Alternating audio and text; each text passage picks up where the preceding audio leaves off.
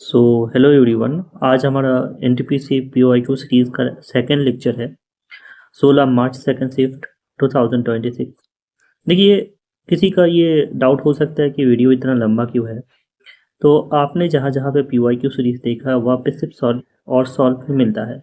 यहाँ पे हम फुल्ली एनालिसिस करे हैं, हर एक कॉन्सेप्ट को लेके, हर एक निचोड़ को लेके अच्छे से तरीके से एनालिसिस करे हैं। हमारे यहाँ पे मेन जो फोकस है 30 क्वेश्चन को सॉल्व करना नहीं, 30 क्वेश्चन को सॉल्व करने से ज़्यादा हमारा फोकस रहता है कि उससे रिगार्डिंग जो कॉन्सेप्ट है उसको कैसे सीखा जाए। इसीलिए जो है हम एक एक तरीके से एक एक क्वेश्चन को उतना मैक्सिमम जहाँ तक उसका डायमेंशन हो सकता है हर एक पॉइंट को हमने कवर किया है। एक बार आप वीडियो देखेंगे तो उसके बाद आपको समझ में आ जाएगा कि हाँ, ये क्लास बाकी पीओआईक्यू सीरीज से कहाँ पे अलग है। और एक बात ये है कि हम हर एक सेशन में 1 से लेके 2 तक क्वेश्चन ऑफ द डे लेते हैं। चलिए स्टार्ट करें। Question number 1। तो आज का हम पहला सवाल जो देखेंगे वो है ये वाला सवाल। ये सवाल जो है डिस्काउंट बेस्ड सवाल है, तो इसको अच्छे तरीके से पढ़ते हैं, उसके बाद हिंदी में समझते हैं। तो पहला आपको ये क्वेश्चन में बोला है a dealer buy 2 article x and y for 800 रुपये ईच। एक एक लाइन पढ़ेंगे, उसको अच्छे से समझेंगे। मान के चलिए आपके पास ये एक आर्टिकल है, ये दूसरा आर्टिकल है।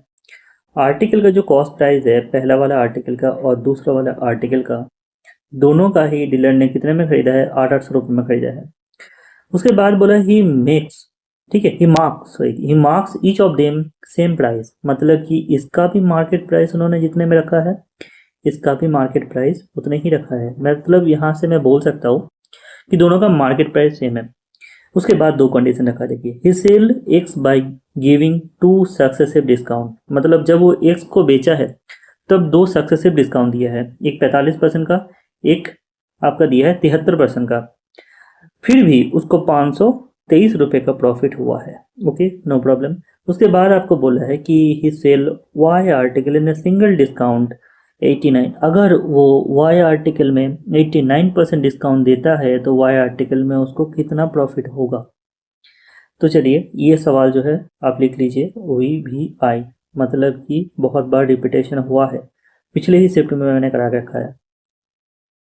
तो जैसे कि आपको पहला स्टेज जो करना पड़ता है तो वो है यहाँ पे ये जो है 73 और 45% का सक्सेसिव आपको निकालना पड़ेगा कि दोनों का मिला जुला के यहाँ पे टोटल सक्सेसिव कितना दिया है एक्स आर्टिकल में।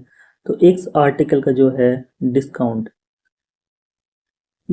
कितना है, तो वो है आपका 45 प्लस 73 माइनस इसका जो है मिला जुला के गुना करके आ जाएगा मेरा 45 इंटू 73 अपॉन 100, यही से मेरा सक्सेसिव आ जाएगा। इनको जोड़ेंगे तो कितना आएगा? 8 आएगा। इनको जोड़ेंगे तो 118।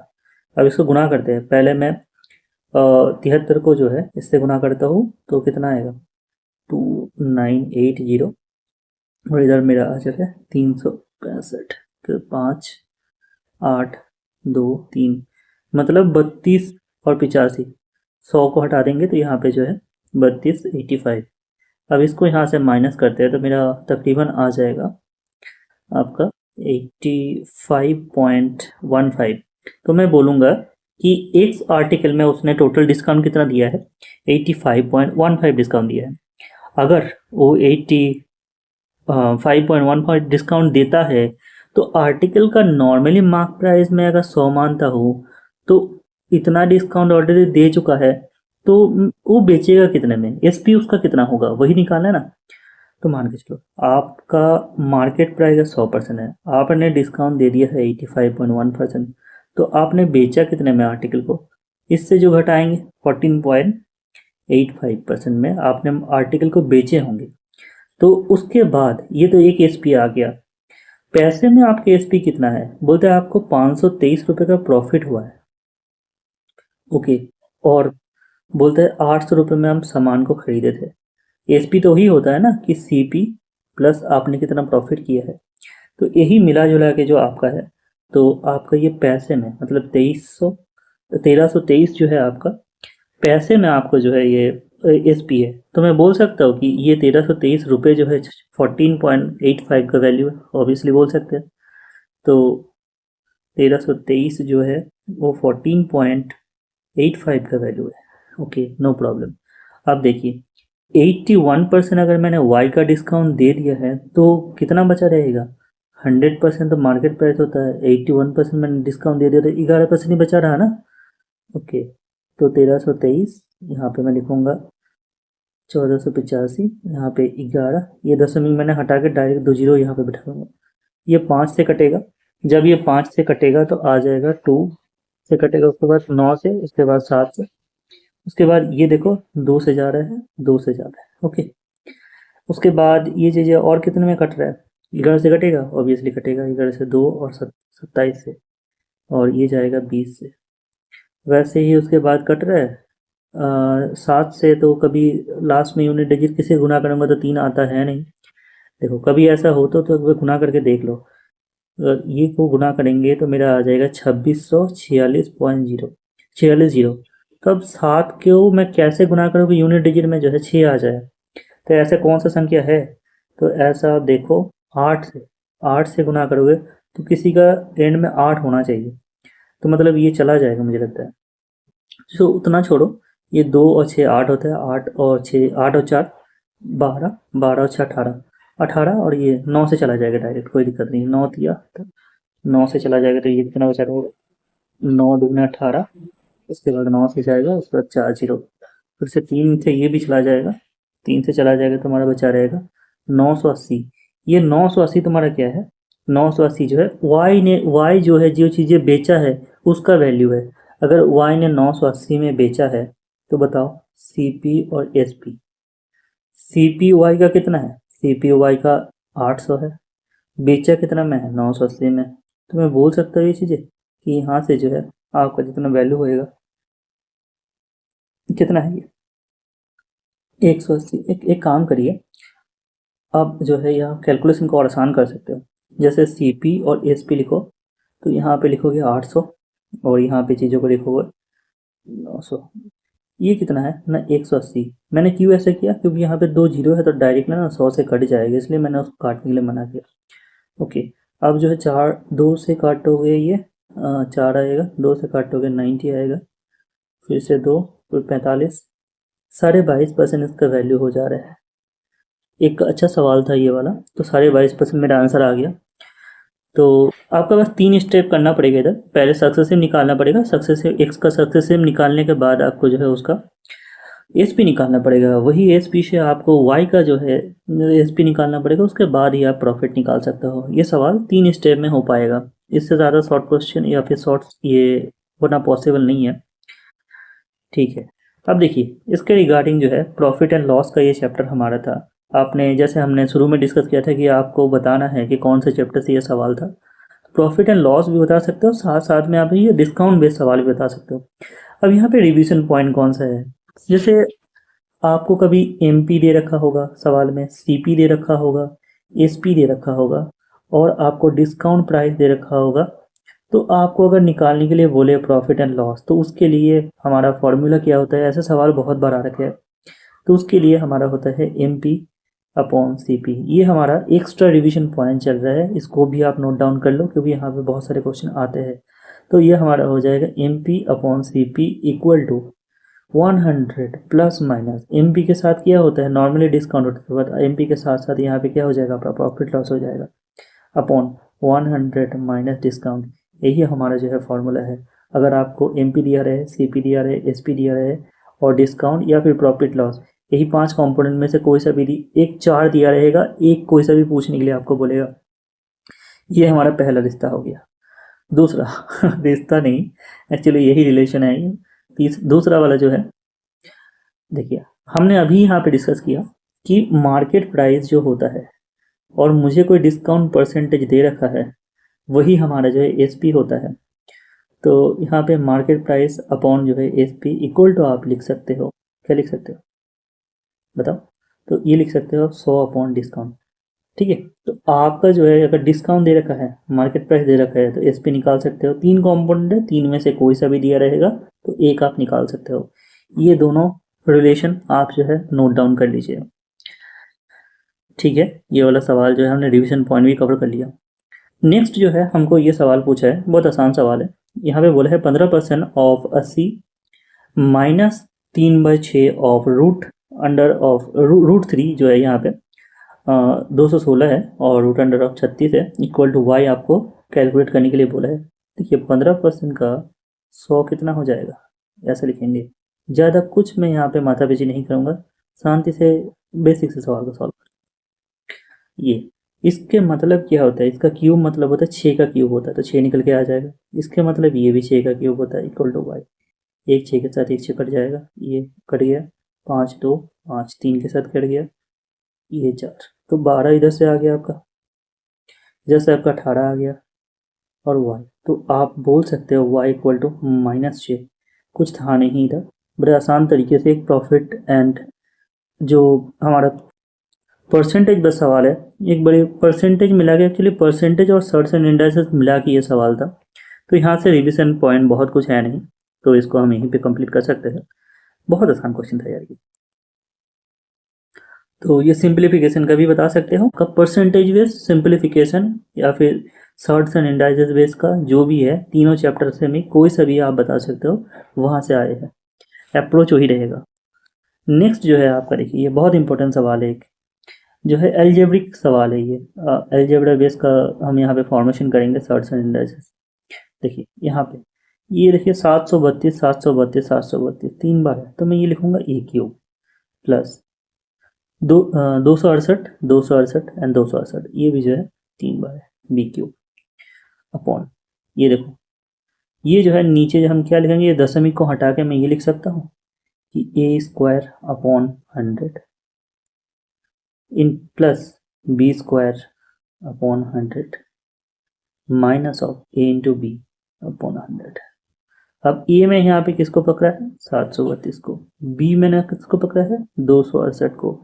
यहाँ पे 100 मैंने क्यों लिखा, क्योंकि यहाँ पे दशमिक को, यहाँ पे दशमिक को, सब जगह में दशमिक तो हटाना है। यहाँ को मैंने एलसीएम लेना है, तो एलसीएम कितना आ जाएगा, 100 आ जाएगा। क्या बचा रहेगा, a square plus b square minus of a b, यही चीज़ें बचा रहेगा ना।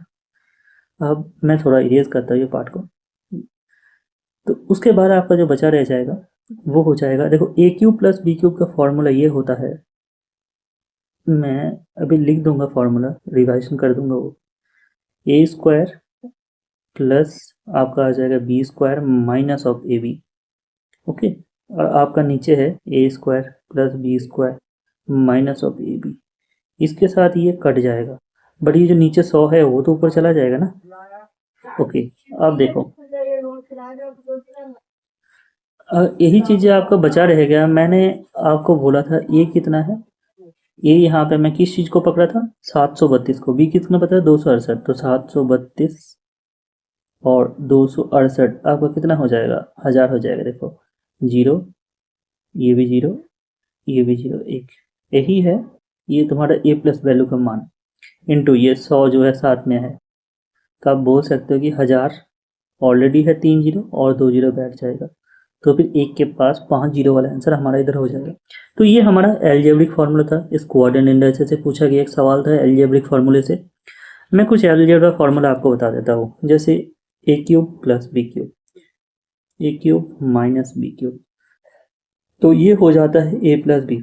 जब यहाँ पे प्लस है ना, ये जो प्लस है तब आपका जो है यहाँ पे एक्चुअल में बीच में माइनस आ जाता है, a square minus a b plus b square. वैसे ही a plus sorry a minus b आ जाएगा, यहाँ पे आपका आ जाएगा ए स्क्वायर, ये अगर माइनस है यहाँ पे तो हम इधर प्लस बिठाएंगे, ए प्लस बी स्क्वायर। ठीक है, ये हमारा दो फॉर्मूला इंपॉर्टेंट था, तो इसलिए हमें यहाँ पे ये चीज़ें डिस्कस कर लेना जरूरी था। नेक्स्ट जो है ये देखो, ये जो सवाल है ये बहुत अच्छा सवाल है। हमने जैसे इंट्रोडक्शन में आपको बताया था कि हमने एक या दो सवाल लेंगे जिसको हम क्वेश्चन ऑफ द डे बोलेंगे और उसको अच्छे से तसल्ली से सेशन के एंड में करेंगे। तो ये हमारा 1 नंबर वाला सवाल है जो कि क्वेश्चंस ऑफ द डे है। ठीक है, आपके according question of the day कौन सा है उसको आपको बताना है, तभी आप समझ पाएंगे कि हाँ आपका वीक चैप्टर कौन सा है। और ये वाला जो मैं बता रहा हूँ उसको भी आपको नोट डाउन कर लेना है, क्योंकि यही क्वेश्चन जो है बार बार आपको फंसा सकता है। क्वेश्चन ऑफ द डे में हर एक चैप्टर में या फिर हर एक जो सेशन में लेके आऊँगा 1 या 2 ही रहेगा, तो वो वेरी वेरी इंपॉर्टेंट सवाल होगा आपके लिए। अब देखिए सिंप्लीफिकेशन का ये सवाल बहुत तगड़ा वाला सवाल है, तो इसको हमें करना है।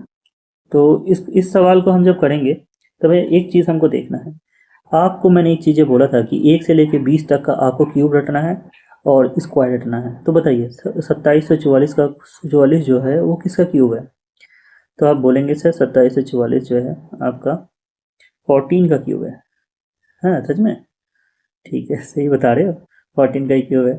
256, उसके बाद रूट आप पर 4 रखा है, तो 4 का बाहर अगर 4 टू दी पावर 4 लिखते हैं तब आके 256 आता है, ठीक है, सॉरी 256 आता है। तो हम यहाँ पे इसलिए जो है 256 को बाहर ले आएंगे तो 4 आ जाएगा। 2 इंटू 42 इंटू 72। तो अब जो है इसको कैलकुलेशन करते हैं। 2 बार से ये चला जाएगा, उसके बाद से ये 7 बार में चला जाएगा, 7 6 42 6 12। तो हमारा ये आंसर आ गया 12। कुछ नहीं था भाई, यहाँ पे तो बस नॉर्मल सर्ड्स एंड इंडाइसेस का सवाल था, बहुत कठिन क्वेश्चन सवाल था नहीं इधर। ये देखिए सर्ड्स एंड इंडाइसेस सवाल था, बहुत कठिन क्वेश्चन था नहीं था, तो इसलिए रिविजन पॉइंट यहाँ पे बहुत कुछ नहीं है। देखिए क्वेश्चन नंबर 6 जो है, हम इस सवाल को अच्छे से सॉल्व करते हैं। यहाँ पे आपका बोला है रीमा एंड जूली दो दोस्त है, ठीक है, when each work alone can complete of the work in respectively 12 days and 36 days, ठीक है। तो हमारा पहला क्या काम होता है कि रीमा 12 डेज में काम करेगा और जूली जो है 36 डेज में काम करेगा, अगर अकेला करेगा तो। हमें कुछ नहीं देखना है, हमें यहाँ से इसका एलसीएम लेना है। एलसीएम मतलब क्या होता है? एलसीएम मतलब आपका होता है टोटल कितना वर्क है। अब जो है रीमा का एफिशिएंसी निकालना है, तो आपको यहाँ से रीमा का एफिशिएंसी आप निकल पाएंगे। कैसे निकालते हैं? टोटल वर्क, रीमा का एफिशिएंसी जो है यहाँ पे टोटल वर्क अपॉन रीमा का टोटल कितना दिन लगता है, तो 36/12 अगर करेंगे तो आपका यहाँ से 3 आ जाएगा। तो आप बोलेंगे कि रीमा का एफिशिएंसी जो है वो 3 है। वैसे ही जूली का कितना है? 36/36, मतलब 1 है। देखिए एफिशिएंसी का डेफिनेशन मैं बार बार हर एक क्वेश्चन के साथ देता हूँ। रीमा का एफिशिएंसी 3 है, मतलब ये होता है कि रीमा एक दिन में 3 यूनिट ऑफ वर्क करता है, और जूली का एफिशिएंसी 1 है, मतलब ये एक दिन में 1 यूनिट ऑफ वर्क करता है। उसके बाद बोला है विथ, हाँ ये लोग क्या करते हैं? ऑल्टरनेटिव डे पे काम करता है। ऑल्टरनेटिव डे में काम क्या होता है? जैसे रीमा एक दिन काम करेगा तो उस दिन जूली नहीं करेगा, नेक्स्ट दिन जूली आएगा तो रीमा नहीं आएगा, तो ऐसे ऑल्टरनेटिव डे बोलते हैं उसको। तो देखिए पहले दिन रीमा कर रहा है, दूसरा दिन क्या है? जूली कर रहा है। इस क्वेश्चन में यही बोला है कि डे स्टार्ट का रीमा से हुआ है, डे 2 के दिन जूली करेगा। तो डे 1 में रीमा कर रहा है, डे 2 में जूली कर रहा है। तो अगर पहला दिन में रीमा करा है तो कितना काम करे होंगे? 3 यूनिट। डे 2 में जूली ने काम करा है तो कितना करा है? 1 यूनिट। तो हम ये बोल सकते हो 2 दिन में टोटल, और टोटल 2 दिन में आपका उसका काम जो हुआ है वो 4 यूनिट काम हुआ है, ठीक है। समझ में आया कि नहीं आया? और मेरा इधर काम कितना है? 36 यूनिट काम है। मैं थोड़ा सीरियस करता हूँ इसको, मैं बोलूँगा कि 2 डेज में मेरा काम हुआ है 4 यूनिट, मेरा काम कितना है? Total 36 unit. तो मुझे आप लोग बताइए मैं किससे गुणा करूँ कि 36 हो जाए 4 को? 9 से। देखिए 9 से अगर मैं गुणा करूँगा तो 36 हो जाएगा। अगर इसको 9 से गुणा कर रहा हूँ तो डे को भी 9 से गुणा करना पड़ेगा, तो कितना हो जाएगा? 18। तो मैं बोलूँगा कि 18 डेज में जो है ये दोनों मिला के अगर ऑल्टरनेटिवली ऐसे काम करते हैं तो 18 दिन में उसका काम कंप्लीट होगा। देखिए ये टाइम एंड वर्क से सवाल है, और इसका जो सब टॉपिक का नाम है वो है ऑल्टरनेटिव डे ऑफ कॉन्सेप्ट। अब रिवीजन पॉइंट ये है, आपको तो एग्जामिनर ने एक हलवा वाला सवाल मतलब पूछ लिया है। अगर मैं आपसे पूछता हूँ रीमा कोई काम को 20 दिन में करता है, जूली तो वही काम को 25 दिन में करता है, तो बताइए अगर रीमा पहला दिन काम करते हैं और जूली सेकंड दिन में काम करता है, तो उन लोगों को काम करने में अगर मिला जुला के काम करता है तो कितना दिन समय लगता है? तो रीमा पहला दिन फर्स्ट डे, जूली जो है सेकंड डे में काम करता है। तो मैं यहाँ पे मैंने पहला स्टेप क्या बोला था?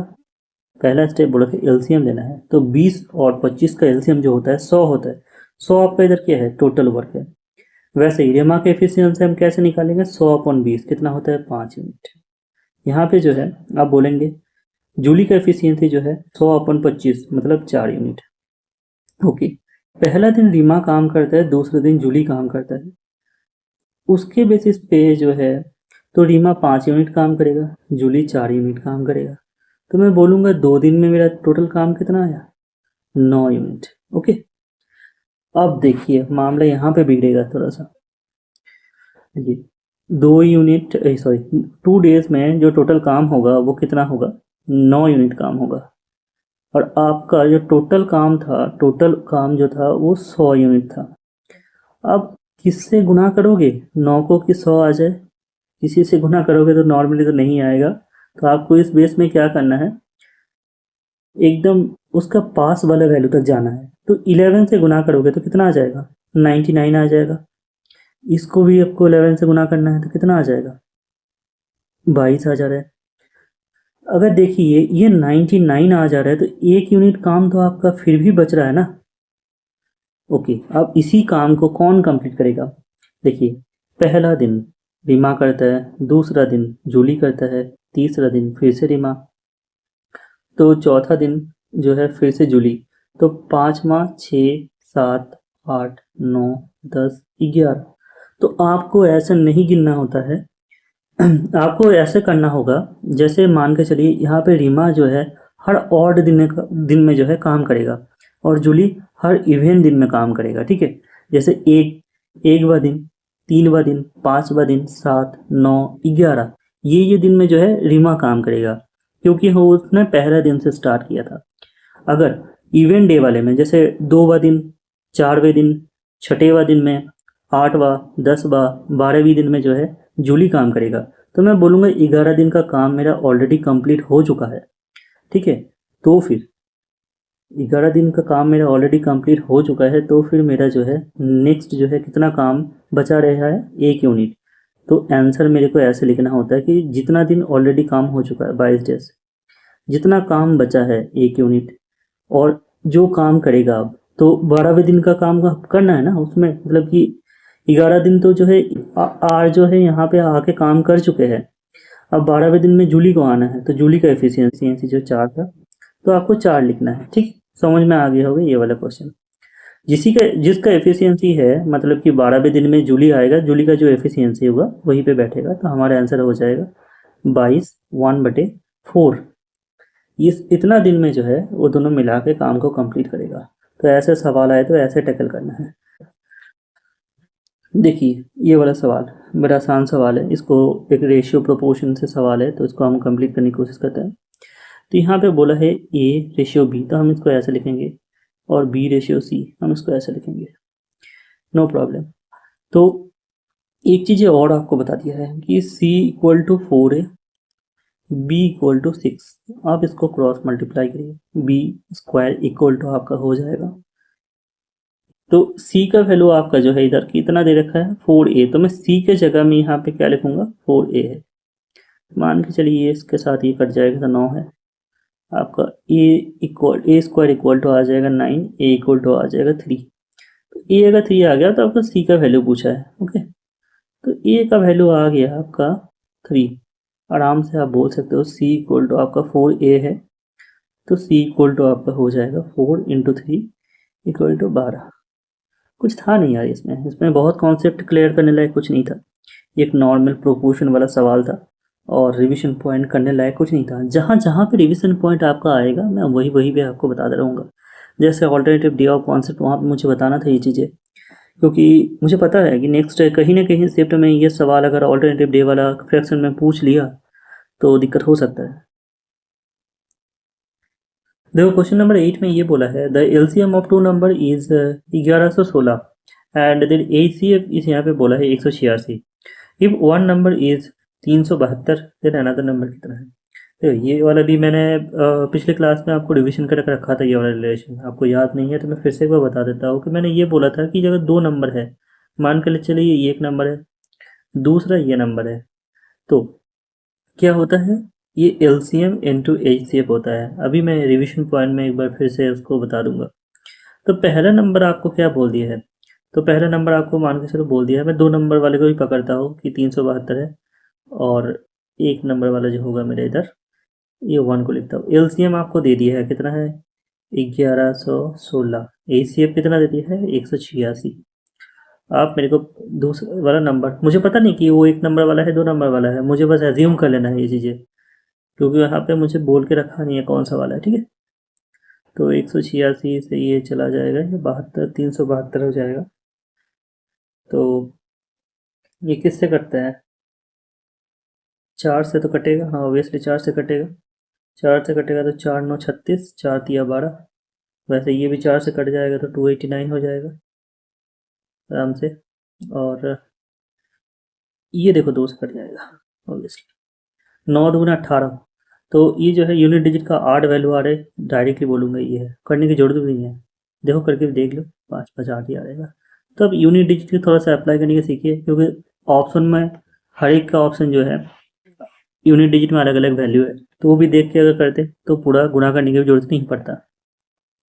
देखो एलसीएम एंड एसीएफ का मैंने जैसे ये कॉन्सेप्ट आपको बोला कि 2 नंबर, एक नंबर है 1 और दूसरा नंबर है 2, तो उन केस में आपका एसीएफ इक्वल इनटू एलसीएम होता है। इसी चीज़ को मैं प्रूव करके बताता हूँ। जैसे मान के चलिए यहाँ पे नंबर 1 जो है, फर्स्ट नंबर 9 है, सेकंड नंबर आपका कितना है 12 है। इन दोनों के एलसीएम लेंगे ऐसे 3 और 4। तो यहाँ का एलसीएम आपका कितना आया 3 इंटू 4 12, 12 इंटू 3 36। एसीएफ कितना आया, एसीएफ देखो 3 है। तो वैसे देखो first number into second number equal to HCF into LCM. यहाँ से आपका क्या आएगा 9 12 108, 36 इंटू 3 108। सेटिस्फाई करा ये वाला फॉर्मूला या फिर ये फॉर्म जो है। नेक्स्ट जो है आपको ये देखना है, एक और फॉर्म है, वो आपको बोलता है कि HCF into A into B equal to LCM। A into B क्या है, कोएफिशिएंट। कोएफिशिएंट हम उसको बोलते हैं जब जिसमें एक और पर्टिकुलर A और B जो है यहाँ पे कोएफिशिएंट अगर मान लो तो A और B में कोई कॉमन नहीं रहेगा। वही वाला एग्जांपल मैं लेता हूँ, 9 और 12 है इधर मान के चलिए, इसको 3 से चलाएंगे तो 4 से चलाएंगे, तो उसके बाद ये 3 और 4 ये इसका कोएफिशिएंट है, ठीक है। कोएफिशिएंट यही होता है कि देखो 3 और 4 में कोई चीज़ें कॉमन नहीं है सिवाय 1 को छोड़ के, ठीक है। तो इसी को कोएफिशिएंट बोलेंगे। तो इसका HCF कितना है, HCF जो है यहाँ का 3 है, LCM कितना है 36 है। वैसे ही यहाँ पे हम इसी फॉर्मूला का देख रहे 3 into 4 into 3 equal to 36, 3 into 4 12, 12 into 3 36, 36 equal to 36। तो ये वाला भी हमारा सेटिस्फाई कर गया। तो ये जो 2 फॉर्म है हमें अच्छे से तरीके से बार बार रिविजन करना है। चलिए ये वाला क्वेश्चन हमारा कंप्लीट हुआ। अब नेक्स्ट वाले को देखते हैं, which of the ratio is the largest among of them. देखिए बहुत सारे लोग यहाँ पे जो है मुझे बोलेंगे कि सर यहाँ पे आप लोग डिफरेंट देख लो और बता दो मुझे जल्दी जल्दी में। एक ये वाला पेपर रहेगा, दूसरा जो रहेगा वो बोलेगा कि सर एक काम करिए यहाँ पे फ्रैक्शन वैल्यू ले लीजिए। देखो मतलब कि ये बहुत ज़्यादा जटिल हो जाएगा, मैं आपको और एक तरीका बता देता हूँ। ये डिफरेंट वाला जो बोलेगा वो तो मतलब बहुत ज़्यादा महान इंसान होंगे सब में डिफरेंस नहीं होता है ऑलवेज। तो देखिए मैं बताता हूँ, एक्चुअली इस टाइप का क्वेश्चन जिसमें आपका गैप या डिफरेंस वाला चीज़ें नहीं होता है या फिर उसमें चीज़ें बहुत ज़्यादा कॉम्प्लेक्सिटी क्रिएट करता है, तब हम जो है क्रॉस मल्टीप्लिकेशन की सहायता लेते हैं। जैसे ये और ये को जो है हम जो है कंपेरिजन करेंगे, जब क्रॉस मल्टीप्लाई होता है तब ऐसे लिखते हैं और इस चीज़ों को ऐसे लिखते हैं। जब 31 को मैं 5 से गुना करूँगा तो उसके नीचे लिखना है मुझे 155। तो इसका मतलब क्या है, ये फ्रैक्शन वैल्यू का मेरा आ गया 155। अब जो है 12 को 14 से गुना करूँगा तो ये मेरा आ जाएगा 168। तो मैं बोलूँगा इन दोनों में से जो है 14/31 बड़ा है। अब दूसरा वाला 14/31 और कितना हुआ 8/33।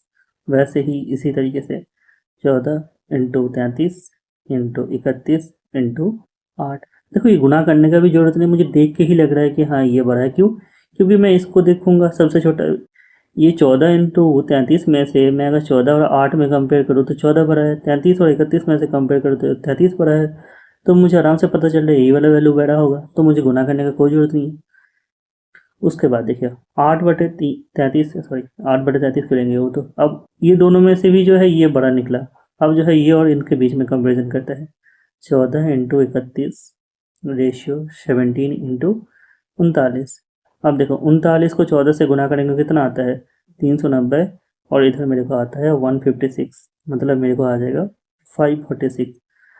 और इधर कितना आ जाएगा 31 इंटू 17 को गुना करके 310, प्लस को देखेंगे तो हमें आ जाएगा इधर 217 मतलब ये हो जाएगा 527। तो ये वाला बात बड़ा हो जा रहा है। तो मेरा जो है ओवरऑल तीनों को कंपेयर करके देख लीजिए 14/31 जो है ओवरऑल में से सबसे इन चारों में से बड़ा जाता है। तो ये जो है ये क्रॉस मल्टीप्लिकेशन का हम प्रयोग कर सकते हैं। अगर आपका कैलकुलेशन स्पीड थोड़ा ठीक है तो टाइम थोड़ा कम लगेगा। और नेक्स्ट जो है हम सवाल डिस्कस करते हैं। तो ये वाला समझ में आ गया होगा। अब नेक्स्ट वाले सवाल को हम डिस्कस करते हैं। तो ये आपका जो है सिंप्लीफिकेशन चैप्टर से फ्रैक्शन का एक छोटा सा सब टॉपिक है, वही से ही लिया गया है।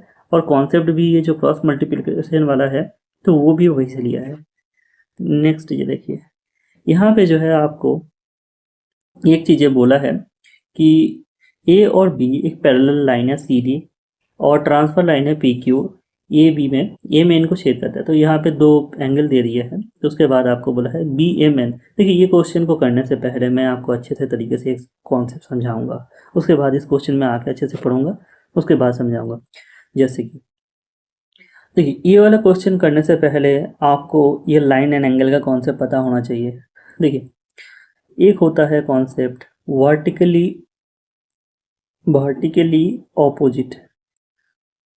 ऑपोजिट, जैसे कि यहाँ पे कौन कौन सा है, जैसे कोण नंबर 1 इक्वल टू कोण नंबर 3, बी नंबर देखिए।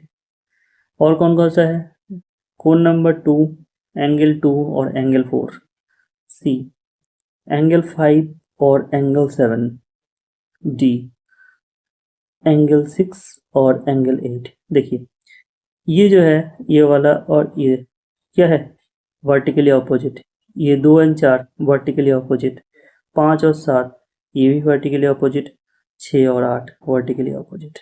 समझ में आया कि नहीं आया?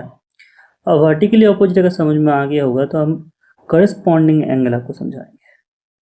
चलो समझाते हैं करस्पॉन्डिंग।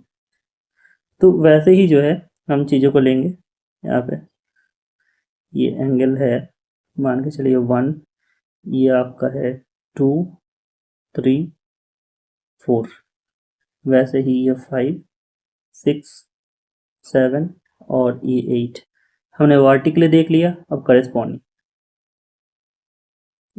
करस्पॉन्डिंग एंगल, तो करस्पॉन्डिंग एंगल यहाँ पे कौन कौन सा है, हम किस किस को बोलेंगे। जैसे एंगल नंबर 1 जो है एंगल नंबर 5 से करस्पॉन्डिंग है, इसके ऊपर वाला तो इसके ऊपर वाला, ठीक है, इसके नीचे वाला तो इसके नीचे वाला। तो वैसे ही 2 नंबर वाला कौन सा है, एंगल नंबर 2 से एंगल नंबर 6 करस्पॉन्डिंग है। वैसे ही सिमिलर 4 के साथ 8, एंगल 4 और एंगल 8 अपने आप पे करस्पॉन्डिंग है। एंगल नंबर 3 और एंगल नंबर 7, एंगल नंबर 3 और एंगल नंबर 7 अपने आप पे क्या है करस्पॉन्डिंग है। तो ये चीज़ें समझ में आ गया होगा कि करस्पॉन्डिंग और वर्टिकली क्या होता है। उसके बाद आता है ऑल्टरनेटिव एंगल। ऑल्टरनेटिव एंगल क्या होता है देखिए, तो एक चीज़ें देख लिया वर्टिकली, दूसरा करस्पॉन्डिंग और तीसरा देखेंगे ऑल्टरनेटिव। तो ऑल्टरनेटिव आपको ये बोलते हैं, पहले यहाँ पे देखिए फिर से इरेज करके मैं साफ करके लिखता हूँ उसको।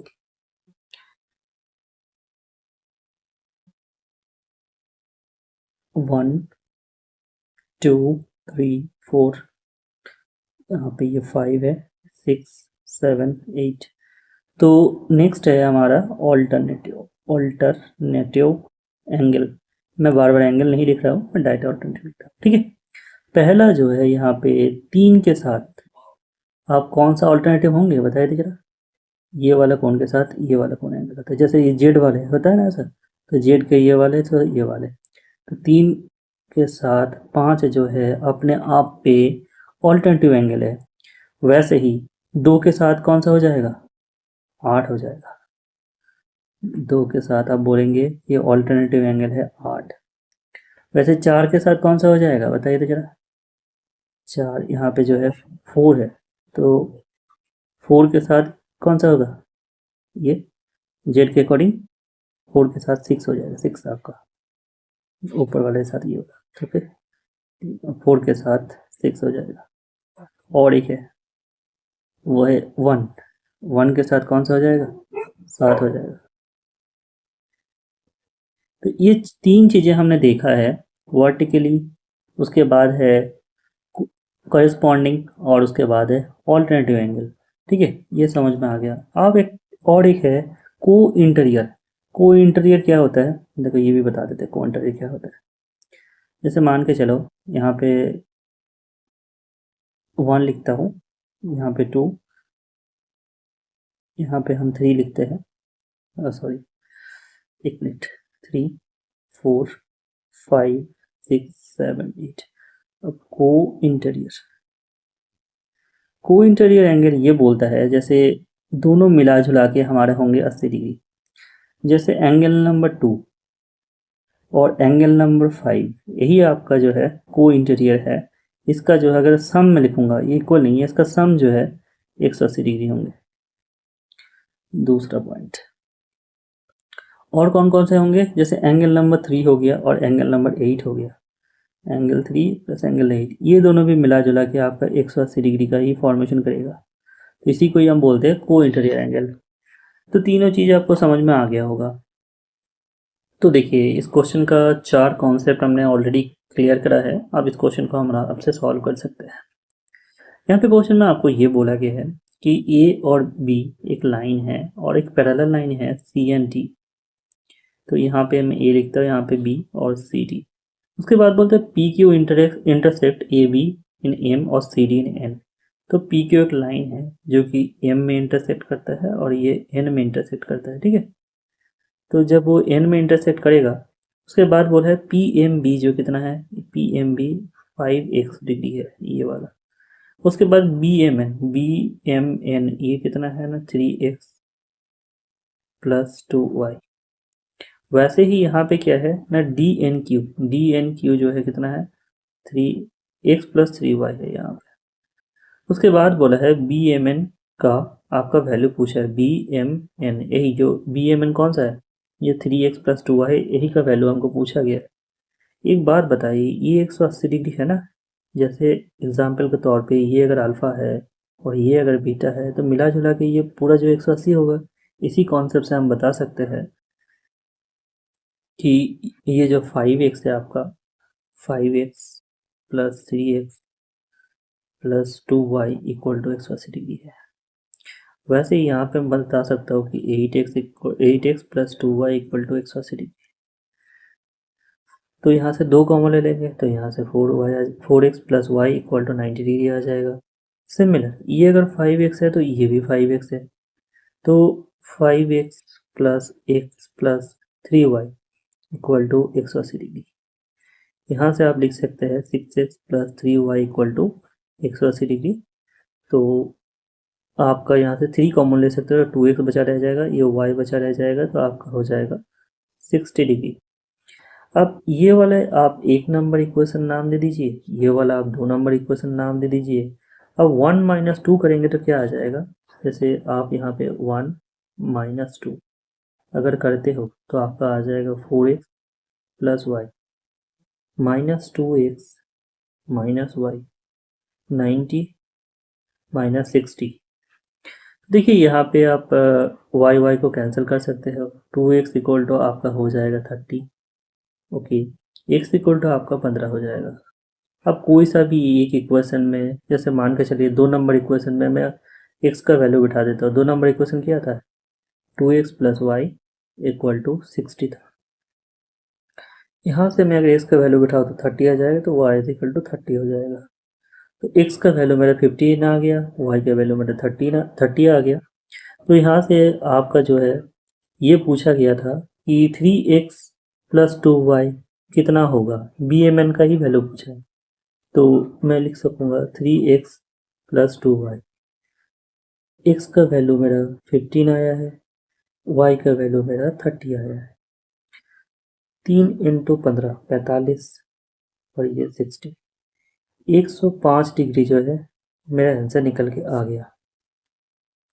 तो यही मेरा आंसर होगा।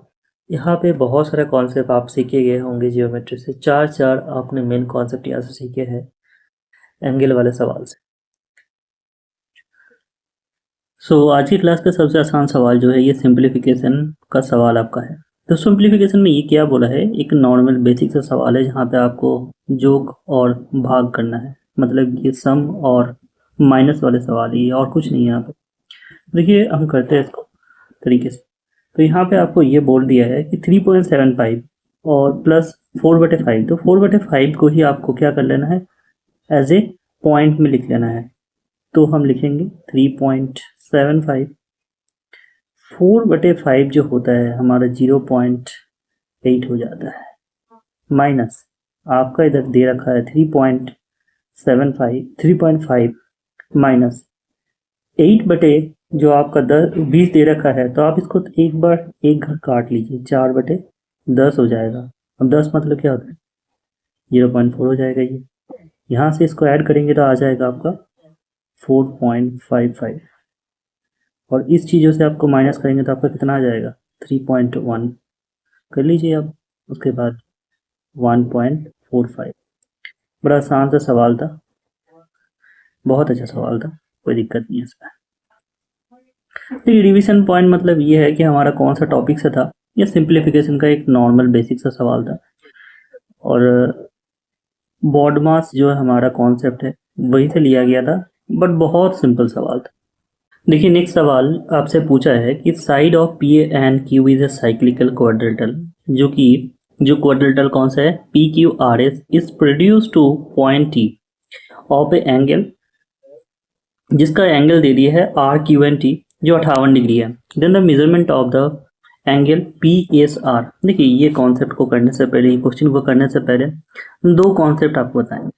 इस क्वेश्चन से रिलेटेड जो दो कॉन्सेप्ट हमारा काम आएगा उसी को पहले डिस्कस करते हैं। मान के चलिए ये एक सर्कल है, यहाँ पे आप कोई क्वाड्रिलेटरल ड्रॉ करते हैं तो इसको हम बोलते हैं साइक्लिकल क्वाड्रिलेटरल, ठीक है। तो इसी को हम नाम देते हैं A B C D. Cyclical quadrilateral का प्रॉपर्टी ये होता है कि जैसे कि ये ए कोण और सी कोण क्या है, एक दूसरे का ऑपोजिट है, तो ए कोण और सी कोण का जो सम होगा ऑलवेज क्या होगा, 180 डिग्री।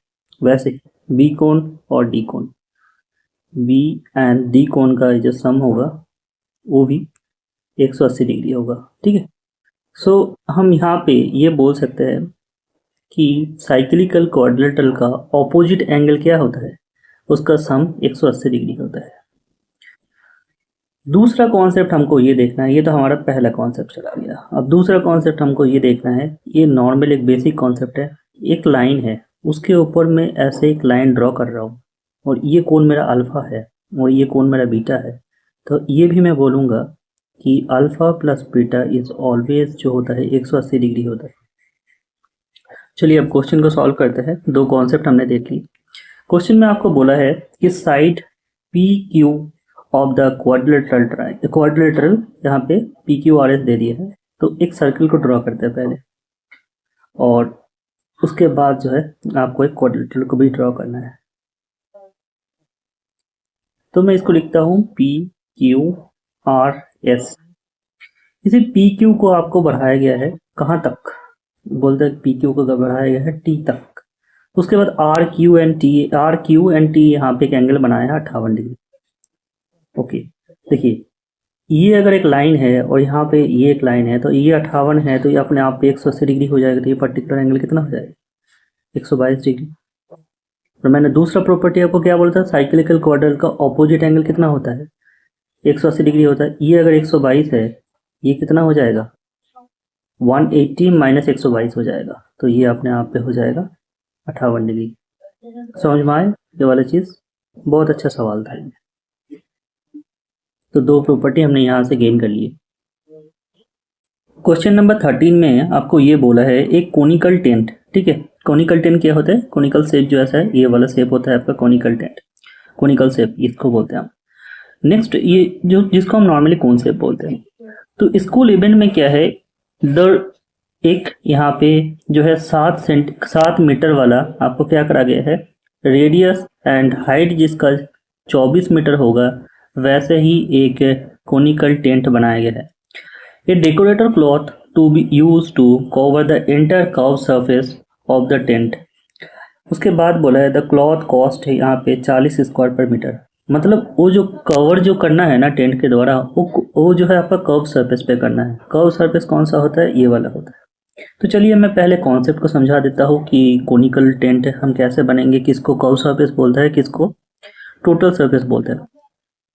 मान के चलिए आपका ये जो है ऐसे कोनिकल टेंट है।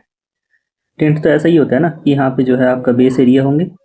कर्व सरफेस इसको बोलते हैं, जैसे मैं ये जो ग्रीन कलर से डिनोट कर रहा हूँ, तो ये जो है ये कर्व सरफेस एरिया है। और जो ये मैं नीचे इस जो सर्कल बेस मतलब रेड कलर से डिनोट करा है, चलो दूसरा कलर से इसको लिखते हैं, पर्पल कलर से देते थे। तो यहाँ पे जो है ये क्या है, ये उसका बेस एरिया है। जब हम कर्व सरफेस की बात करें तब सिर्फ और सिर्फ ये ग्रीन कलर की बात होता है। तो कर्व सरफेस जो होता है तब निकालने की जो तरीका होता है, हम सी ए से लिखते हैं इसको, कर्व सरफेस एरिया। तो कर्व सरफेस एरिया होता है पाई आर एल। यहाँ पे पाई का वैल्यू जो है नॉर्मली 3.14 या फिर 22/7 लिखा जाता है। आर मतलब होता है उसका रेडियस। रेडियस कौन सा, ये बेस एरिया का रेडियस लेते हैं, इस वाले एरिया का, ठीक है। ये जैसे ओ और ए में लिखता हूँ तो ये उसका रेडियस हो जाएगा। उसका एल जो होता है ना, ये एल जो है इसका वैल्यू है। मतलब मैं अगर एक्स और वाई लिखूँ तो ये एल इसका वैल्यू है इसका, अथवा ये जो है ये कोई सा भी एक ले सकते हो, दोनों का जो है साइड समान ही होता है। ये होता है उसका curve surface area. Total surface area क्या होता है, जिसको हम टी ए से लिखते हैं। टी ए से के टाइम हम जो है कर्व सरफेस एरिया को भी लेते हैं और साथ में ये बेस एरिया जो कि एक सर्कल है, तो सर्कल एरिया को भी लेते हैं। तो बेस एरिया ये होता है उसका कॉन्सेप्ट। तो सी ए से क्या होता है, pi r l plus base area क्या होता है, एक बेस एरिया। आप अगर सर्कल का नॉर्मल एरिया निकालते हैं तो क्या होता है, पाई आर स्क्वायर। इसको और शॉर्ट फॉर्म में लिखे तो क्या आएगा, पाई यहाँ से कॉमन चला जाएगा, आर यहाँ से कॉमन चला जाएगा, ब्रैकेट में बचा रह जाएगा आर प्लस एल। तो ये होता है टोटल सरफेस एरिया, ये होता है कर्व सरफेस एरिया, ठीक है। तो हाथों हाथ में मैं आपको वॉल्यूम भी बता देता हूँ। जैसे वॉल्यूम ऑफ कोनिकल क्या होता है, पाई आर स्क्वायर एच। यहाँ पे एच कौन सा होता है, ये जो होता है आपका एच होता है, ठीक है। तो तीनों कॉन्सेप्ट हमने कोनिकल चीज़ें को समझ लिया है, अब तरीके से कर सकते हैं क्वेश्चन को। तो देखिए यहाँ पे आपको बोला गया था कि ये जो है यहाँ पे हाइट दे दिया था आपको कितना, मान के चलिए इसको मैं ए देता हूँ, ये बी और ये सी। जहाँ पे हाइट जो है ए बी आपका हाइट है तो वो 24 मीटर है, और बी सी आपका जो है क्या है, बेस का जो रेडियस है वो है 7 मीटर। आप अगर बोलेंगे कि ये 7 है और ये हाइट 24 है, ये मैं डायरेक्टली लिख सकता हूँ 25। बोलो कैसे सर, आपने जल्दी जल्दी, ट्रिपलेट होता है ट्रिपलेट। त्रिकोणमिति में अगर जब पढ़ोगे तो उसमें जो है ये इसको ट्रिपलेट फॉर्मेशन करता है। जैसे ये तो अपने आप पे क्या है, राइट एंगल ट्राइंगल है, जहाँ पे 25 square equal to 24 square plus 7 square, देखो दोनों बराबर होता है पाइथागोरस नियम से। इसी बेसिस पे मैंने उसको 25 डायरेक्टली लिख पाया क्योंकि मुझे कुछ ट्रिपलेट याद था। 10-12 ट्रिपलेट आपको भी याद रखना है, वो मैं बाद में आपको बता दूंगा। तो चलिए इस क्वेश्चन को सॉल्व करते हैं। पहले आपको क्या करना है, पाई आर एल लिखना है 22/7। आर का वैल्यू यहाँ पे आपको बोल दिया है 7, और तो 1 मिनट जस्ट 22/7 आपको दे दिया है यहाँ पे, क्योंकि कभी कभार आपको दे देता है 3.14, तब आपको 3.14 लेना है। यहाँ पे 22/7 बोला है तो हम 22/7 लेंगे। तो चलिए 7 का वैल्यू, यहाँ पे आर का वैल्यू 7 है, पाई आर एल, एल का वैल्यू हमने कितना निकाले थे, 25 निकाला अभी आपके सामने। ये देखिए ये कट जाएगा। तो ये तो मेरा टोटल एरिया हो गया कर्व सरफेस एरिया। बोलते हैं हर एक एरिया में मेरे को जो है 40 रुपये खर्चा है, तो टोटल खर्चा कितना हो जाएगा, 40 से गुना कर देंगे। अब देखिए आपको गुना करना है तो गुना कर दीजिए, अगर डायरेक्ट फॉर्मूला थे देखो इससे गुना कर दो क्या हो जाएगा, 4×25 100 होता है, एक जीरो और बैठ जाएगा, और ये 2 22 हो गया, तो 22 और 3 जीरो बिठा दीजिए, तो 22,000 आपका जो है इसका आंसर आ जाएगा। नेक्स्ट आपको ये बोला है क्वेश्चन में कि ए ट्राइंगुलर ए बी सी आपका है, यहाँ पे मान के चलिए ये ट्राइंगल दिया है ए बी सी, इसका 3 सेंटीमीटर 4 सेंटीमीटर 5 सेंटीमीटर। मैंने अभी आपको एक चीज़ बोला कि ट्रिपलेट, ये भी एक टाइप ट्रिपलेट होता है। कौन कौन सा ट्रिपलेट होता है? 3 4 5 अपने आप पे एक ट्रिपलेट होता है। उसके बाद जैसे एक और होता है 12 13, और आपका ये 12 13 का गुना करके जो हो जाएगा इसके साथ 5 हो जाएगा, ठीक है। एक्चुअली तो ऐसे बहुत सारे ट्रिपलेट आपको याद रखना है। फेमस है ये दोनों है, और अभी जो आपको ये कराया तो 3 आपको ट्रिपलेट पता चल गया। तो देखिए मैं यहाँ से ये चीज़ें डिनोट कर सकता हूँ कि ये वाला जो है आपका एक राइट एंगल ट्राइंगल है, ठीक है। तो मैं यहाँ पे लिखूंगा जो है हाइट को मैं सबसे बड़ा लेता हूँ, और ये जो है आपका 3 बेस हो जाएगा, और उसका जो हाइपोटेनियस जो है 5 हो जाएगा। अब यहाँ पे ये बोला है ये रिवॉल्व करना है। रिवॉल्व मतलब क्या? जैसे उसको घुमाना है। ये मान के चलिए उसका जो है एक्सिस है, और उस एक्सिस को लेके इसको घुमाना है। तो घुमाएंगे कैसे? ऐसे घुमाना है मुझे। मान के चलिए इस डायरेक्शन में हो या कैसे भी डायरेक्शन में हो, आप घुमा रहे हो। जब चीज़ें घुमा रहे हो तो आपका इस साइड भी एक ऐसा ही फॉर्मेशन बन रहा है, तो आप बोलेंगे कि हाँ ये कोनिकल का फॉर्मेशन हो गया या फिर कोन का फॉर्मेशन हो गया, जिसका रेडियस 3 है और जिसका हाइट 4 है और जिसका एल 5 है, मतलब लेटरल साइड जिसको बोलते हैं। तो यहाँ से आपको क्या ज्ञात करने के लिए बोला है कि उस पर्टिकुलर अगर सॉलिड बन रहा है कोन का, तो कोन का वॉल्यूम ज्ञात कीजिए। तो वॉल्यूम हम कैसे ज्ञात करेंगे? और यहाँ पे देखिए मैंने बोला था जहाँ पे आपको बोलेगा पाई का वैल्यू उस हिसाब से लेना है। पिछले वाले क्वेश्चन में 22/7 लेने के लिए बोला है, इस वाले क्वेश्चन में आपको पाई का वैल्यू 3.14 लेने के लिए बोला है। तो वॉल्यूम इक्वल टू क्या होता है? पाई मतलब 3.14 का वैल्यू लेंगे, आर स्क्वायर मतलब 9, एच माने आपका क्या होगा? 4, ठीक है। तो देखिए इस चीज़ों को मैं यहाँ से आपको अच्छे से तरीके से करूँगा। अब सबका अलग अलग जो है क्या है इधर यूनिट डिजिट देखिए ऑप्शन में अलग अलग है। पहला वाले का 4 है, दूसरा वाले का कितना है? ये 42 पॉइंट होगा, 42.62 है, और 40.55 है, 55.1 है। तो मैं गुना करूँगा यूनिट डिजिट, 4 9 36, 6 इंटू 4 24। तो मैं यहाँ से ये कर सकता हूँ कि मेरा ऑप्शन जो है 1 नंबर ऑप्शन आ जाएगा। पूरा गुना मत कर दीजिएगा, बड़ा टाइम लग जाएगा। Question number 15। तो क्वेश्चन नंबर 15 में आपको ये बोला है what is the mod of the data given below. तो यहाँ पे आपका जो है क्वेश्चन मॉड से दिया गया है, और वो भी जो है इंक्लूसिव क्लासिफिकेशन ऑफ मॉड है ये। तो देखिए मॉड का जो ऑलवेज एक वन शॉट वीडियो है जहाँ पे हमने ऑल टॉपिक को कवर कर रखा है, तो वहाँ पे आप जाके एक बार देख लीजिए तो सब टॉपिक आपका कवर हो जाएगा। तो इस क्वेश्चन को करने से पहले हमें 2 चीज़ें जानना पड़ेगा। वो है इसके रिगार्डिंग जो इंक्लूसिव फार्मूला होता है उसको हमें पहले कॉन्सेप्ट को समझना पड़ेगा। तो पहले हम कॉन्सेप्ट को समझते हैं। तो यहाँ पे एक चीज़ें होता है, एक फॉर्मूले होते हैं, उस फॉर्मूले को पहले मैं लिखता हूँ, उसके बाद मैं कंपोनेंट को एक एक करके समझाता हूँ। L plus F minus F one upon 2f minus F one minus F two into H. यहाँ पे देखिए 5 टाइप ऑफ कंपोनेंट है। एक है L, दूसरा है F, तीसरा है F1, चौथा है आपका F2, और 5 पे जो है वो है H। तो देखिए ये चीज़ को मैं क्वेश्चन से समझाऊंगा कि कौन सा L है और कौन सा F है और कौन सा H। तो देखिए तो यहाँ पे जो चीज़ें हैं यहाँ पे, तो आपको मॉड पहले जानना पड़ेगा क्या होता है। मॉड होता है जैसे कोई एक सीरीज है, जैसे 1 2 3 2 6। तो इस पर्टिकुलर सीरीज में जो नंबर ज़्यादा तौर पे रिपीटेशन होता है उसी को हम मॉड बोलते हैं। जैसे इस सीरीज में 2 जो है 2 बार जो है यहाँ पे क्या हुआ है? रिपीटेशन हुआ है। तो मैं बोलूँगा इस सीरीज में जो है जो 2 है वो मॉड है। वैसे ही इस टेब्यूलर फॉर्म में जो है इंक्लूसिव क्लासिफिकेशन में आपको देखना है नंबर ऑफ पेशेंट, यहाँ पे जो लिख रखा है जिसको हम एफ से डिनोट करते हैं, ठीक है। इसको एफ से डिनोट किया जाता है और इसको 1 से डिनोट किया जाता है। क्लास को, इसको क्लास बोलते हैं। जैसे 20 से लेके 30, 30 से लेके 40, और 40 से 50, 50 से ऐसे करके फर्दर ऑन 80 से 90 तक जो है ये क्लास है। और ये जो आपका दे रखा है 36, 29, 35, ये आपका फ्रीक्वेंसी है, नंबर है। तो आपको इस टाइप का क्वेश्चन करने का आसान तरीका ये होता है, आपको देखना है सबसे बड़ा नंबर कौन सा है। तो आपको सबसे बड़ा नंबर दिख जाएगा 38। तो 38 ही जो है मेरा इधर एफ का वैल्यू है। अब एफ मतलब क्या होता है वो मैं अभी थोड़ी देर में बताता हूँ।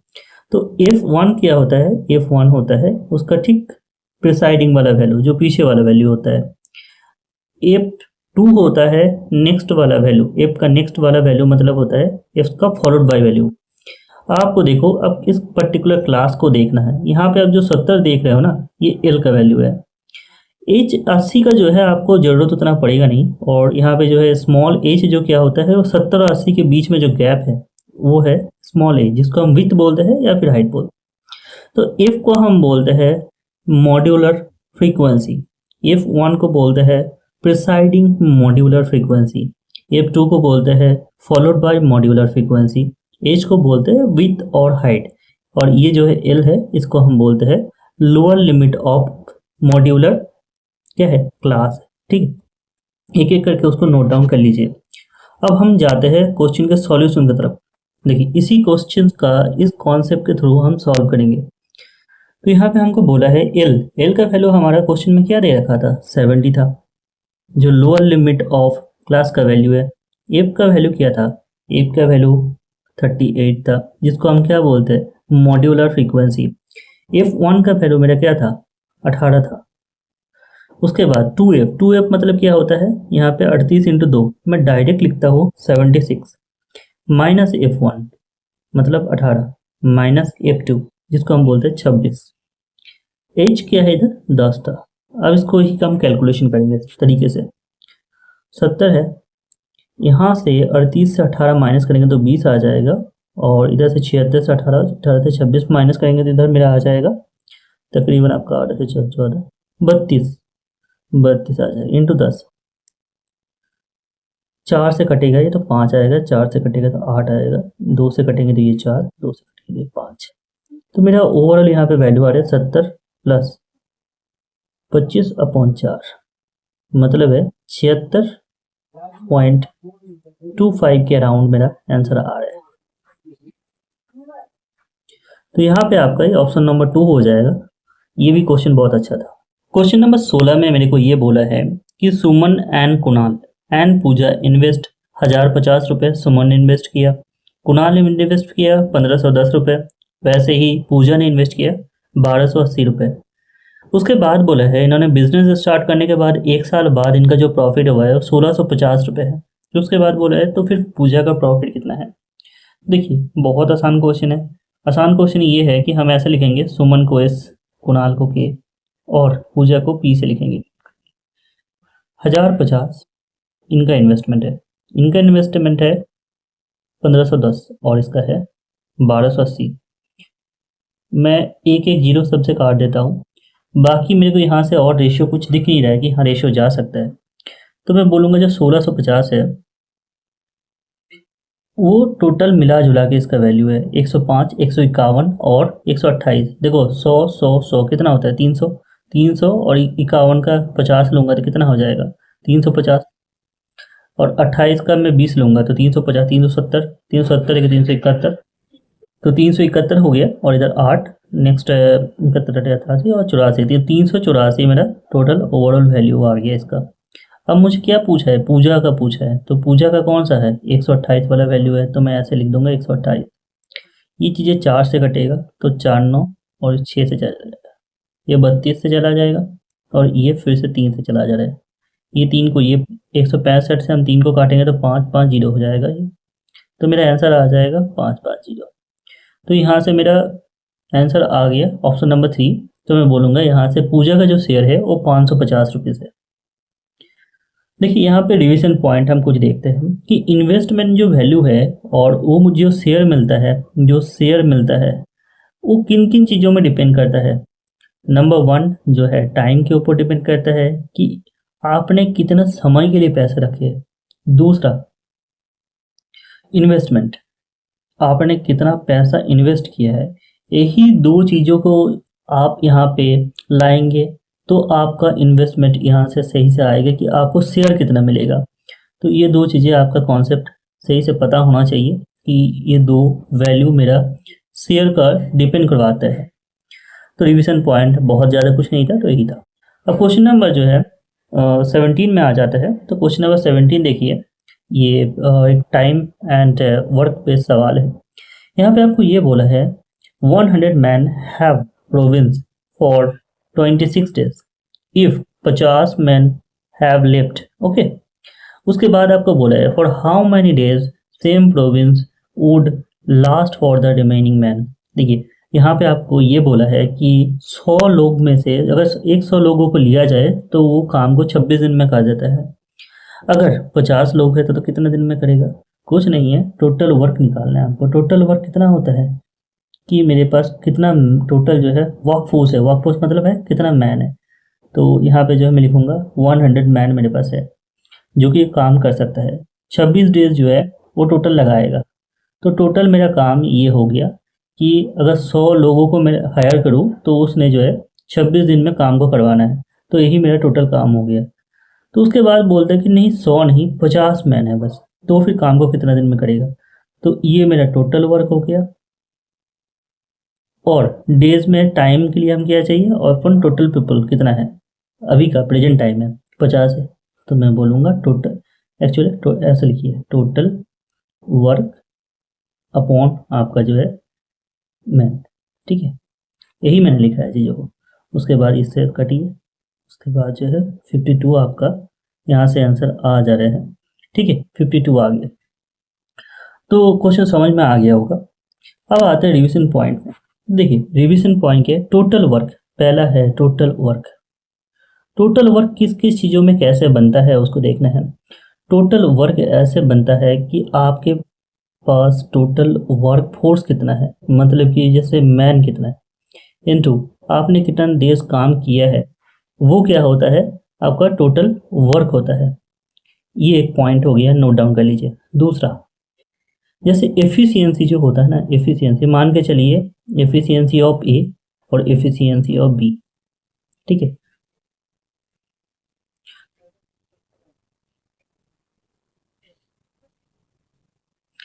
तो ए का एफिशिएंसी मैं मानता हूँ 1 है और बी का एफिशिएंसी जो है 2 है।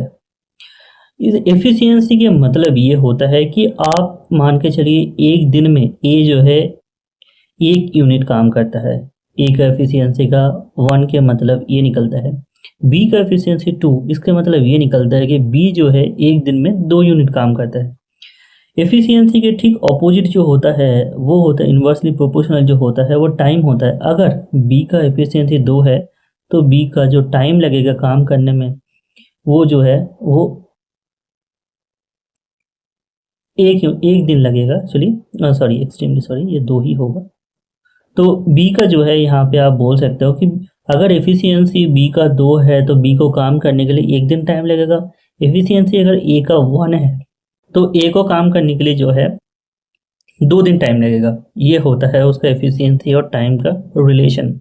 तो हमें ये 2 कॉन्सेप्ट यहाँ से गेन करना था, बेसिक कॉन्सेप्ट था। आगे आने वाले समय में ऑल्टरनेटिव डे ऑफ वर्क भी देखेंगे, वो भी साथ साथ में कवर करेंगे। नेक्स्ट क्वेश्चन हमसे ये पूछा गया है कि द जसप्रीत, यहाँ पे एक इंसान है जो कि डिपॉजिट किया है कुछ मनी 28,450 रुपये। कितना रेट में डिपॉजिट किया है ना, 20% उसने रेट पे डिपॉजिट किया है। और वो 20% जो रेट उसने दे रखा है तो वो कितना है, कंपाउंडेड होगा एनुअली। तो बोला है total amount receive by Jaspreet. देखिए कुछ चीज़ें जो है आपको पहले से ही देख लेना है। जैसे 10% है, 10% का 2 साल का सक्सेसिव और 10% का 3 साल का सक्सेसिव, ये आप नोट डाउन कर लीजिए। 10% का 2 साल का सक्सेसिव जो होता है 21 होता है और 3 साल का होता है 31.31। वैसे ही 20% का जो 2 साल का सक्सेसिव होता है वो 44 होता है। तो ऐसे जो छोटा छोटा वैल्यू है आपको याद रखना है जो, ठीक है। जितना याद रखोगे तो आपका कैलकुलेशन में वो चीज़ें हेल्प करेगा। तो देखिए यहाँ पे आपको बोला है कि 2 साल में उसने 20% लिया है, तो मैं बोलूँगा कि उसको जो CI मिलेगा वो कितना मिलेगा, 44%। ये जो आपका 28,450 वैल्यू है ये प्रिंसिपल का वैल्यू है, मतलब 100% का।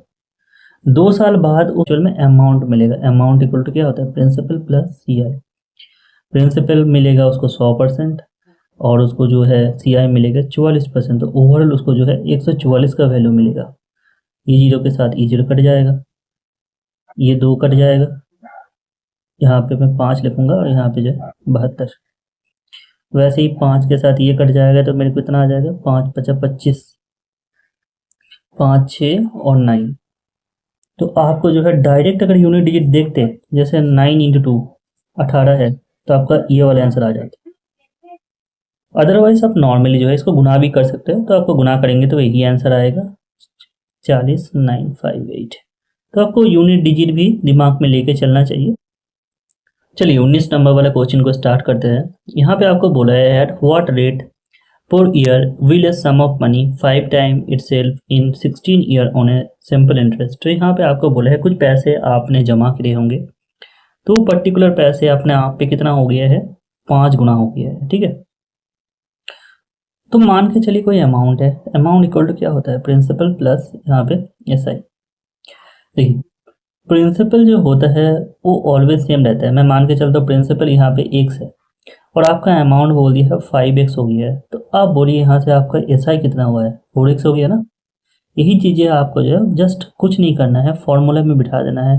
एस आई इक्वल टू क्या होता है, सिंपल फॉर्मूला P/T अपॉन 100।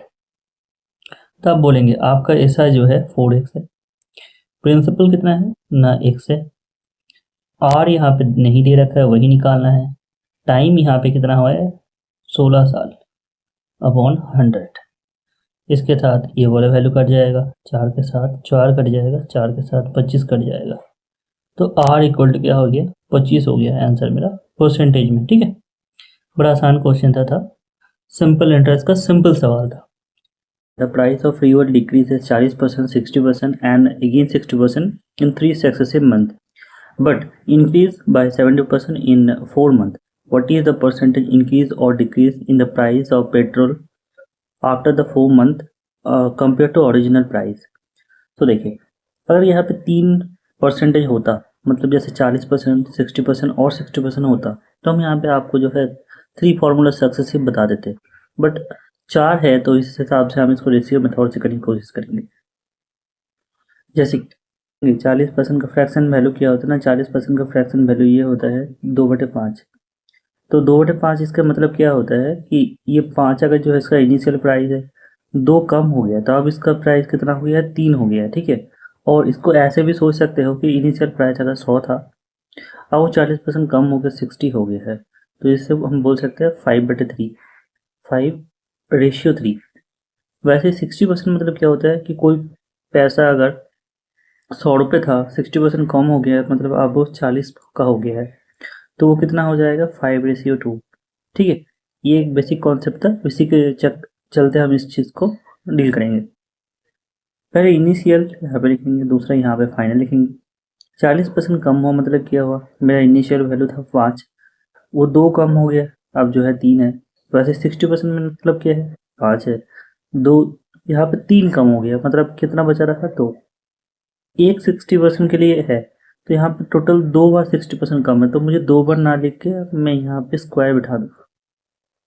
अब 70% क्या होता है, 70% बढ़ गया, इसका मतलब क्या है, पहले कोई सामान 100 रुपये का था, अब वो जो है 170 का है, तो मैं डायरेक्ट यहाँ पे लिखूंगा 170 ना लिख के 10/17।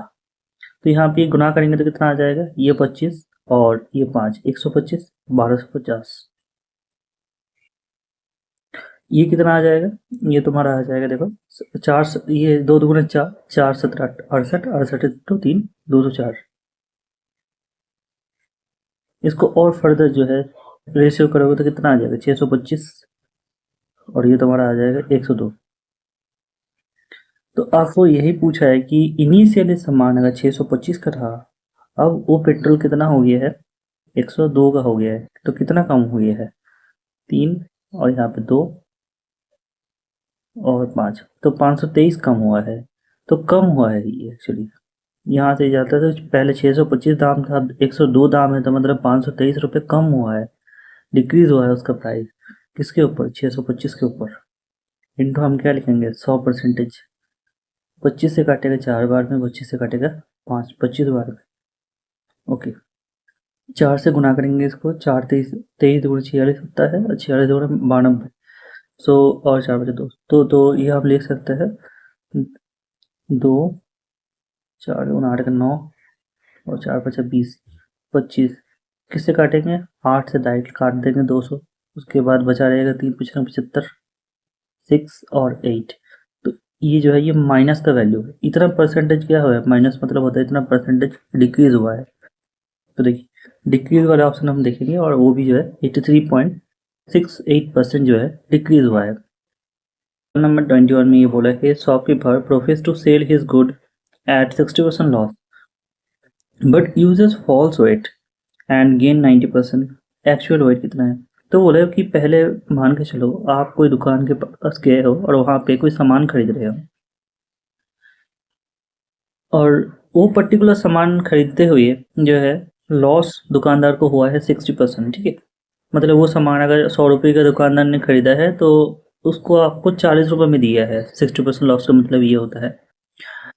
तो बोले फिर भी उसने वेट ऐसा कम दे दिया है आपको, जैसे आपने अगर 1000 ग्राम खरीदा है, मतलब 1 kg मतलब 1000 ग्राम होता है, 1 kg खरीदा तो आपको 200 ग्राम दे दिया मान के चलो, तो इसके चक्कर में क्या है उसका 90% लाभ हो गया है। आपको यही बताना है, तो फिर उसने एक्चुअल वेट आपको दिया किया है। तो चलिए देखिए ऐसे सवाल को करने के लिए हम ऐसे डील करते हैं, जैसे सीपी ऑफ किसका, दुकानदार का, और एसपी। मैं ये मानूंगा कोई सा भी दुकानदार जो है 100 रुपये में सामान खरीदता है, जब उसका 60% लॉस होता है तो वो सामान बेचता कितने में है, 40 रुपये में बेचता है। ओवरऑल उसका प्रॉफिट कितना हुआ है, यहाँ पे हम बोलेंगे 100 रुपये का सामान होता है और 190 में इसका प्रॉफिट हुआ है। मैं इसका रेशियो ले लूंगा, ऐसा लिखना होता है यहाँ पे, इसको यूनिट्स को यहाँ पे क्रॉस मल्टीप्लाई करिए, क्रॉस मल्टीप्लाई में ये 100 लिखिए इधर और इधर 90 लिखिए।